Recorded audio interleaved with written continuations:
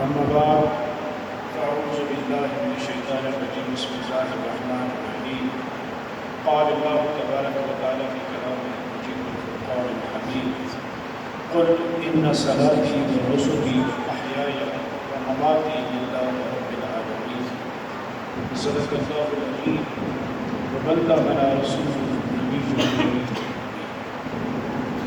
درود الصلاة والسلام عليك يا رسول الله الصلاة والسلام عليك يا نبي وعلى آلك وأصحابك يا نبي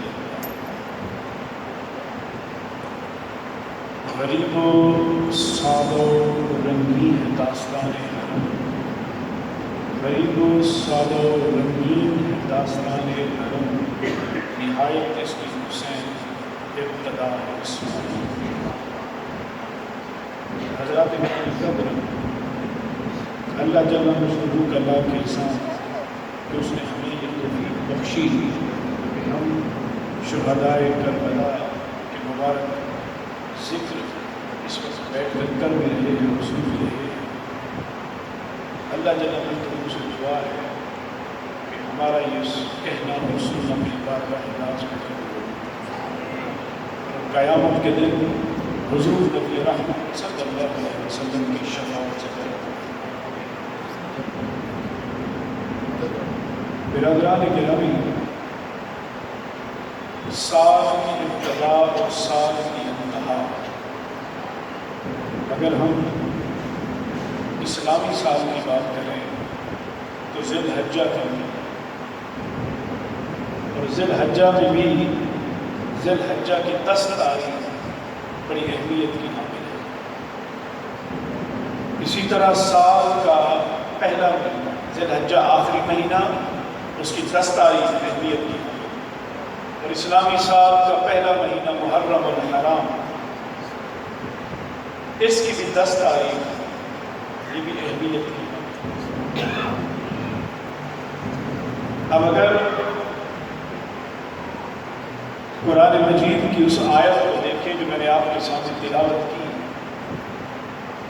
کہ قل اے حبیب فرما دیجیے ان صلاتی و نسکی کہ بے شک میری نماز، میری قربانی، و محیائی اور میری زندگی، و مماتی اور میرا مرنا، للہ رب العالمین اس اللہ کے لیے ہے جو سارے جہاں۔ اب 4 چیزیں گنوائیں: صلاتی عبادت، و نسکی قربانی، و محیایا یہ حیات، و مماتی اور یہ مرنا اس حیات کو قربان کر، و مماتی یہ سب کچھ میرا اللہ ہے۔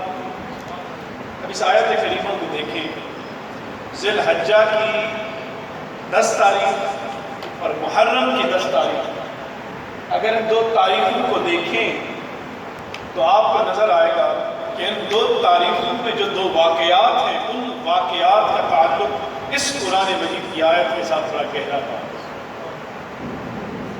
اور وہ 2 واقعات 2 الگ خاندانوں کے نہیں ہیں، خاندان بھی ایک ہے، خاندان بھی ایک ہے۔ جد امجد حضور صلی اللہ علیہ وسلم کے حضرت سیدنا ابراہیم خلیل اللہ، ذی الحجہ ان کی قربانی کی یاد ہے۔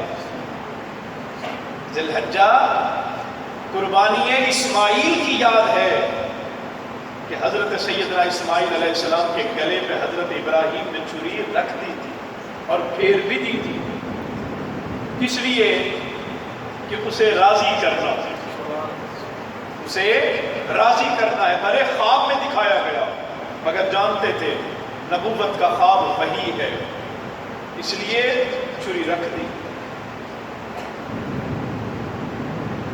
قربانی ہے وہ نسو کی اللہ کے لیے، وہ محیایا و مماتی وہی ابراہیم ہے۔ نمرود کا چیخا جل رہا تھا، آگ میں پھینکا جا رہا تھا، فرشتہ بھی حاضر ہو گیا کہ حضور اگر اجازت ہو تو آپ کو بچا لیا جائے۔ کہا خود آئے ہو یا کہا کہ خدا اجازت سے کہا کہ اگر رب کی مرضی ہے کہ ابراہیم جل جائے تو ابراہیم کو جلنا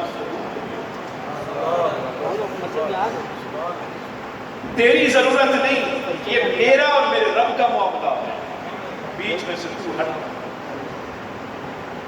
اب اللہ پہ جب اتنا توکل ہو جائے، اللہ جل مجدہ پر جب اتنا توکل ہو جائے کہ اس کی رضا کے لیے ہی میرا جینا ہے، اسی کی رضا کے لیے ہی میرا مرنا ہے، تو پھر امر ربی آتا ہے کہ چیخے میں پھینک دیا جاتا ہے، مگر اس ادھر سے حکم یہ آتا ہے قل یا نار کونی بردا وسلاما علی ابراہیم، اے آگ خبردار میرا ابراہیم آ رہا ہے۔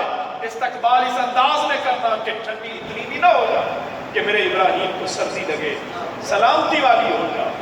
اور ساری دنیا نے دیکھا کہ جلتے ہوئے چیخے میں ابراہیم کود پڑا، بے خطر کود پڑا آتش نمرود میں۔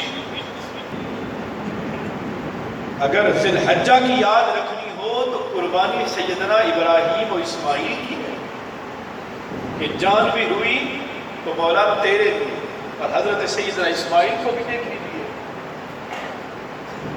اے میرے والد آپ کر گزریے، انشاءاللہ آپ مجھے صابرین میں سکھائے۔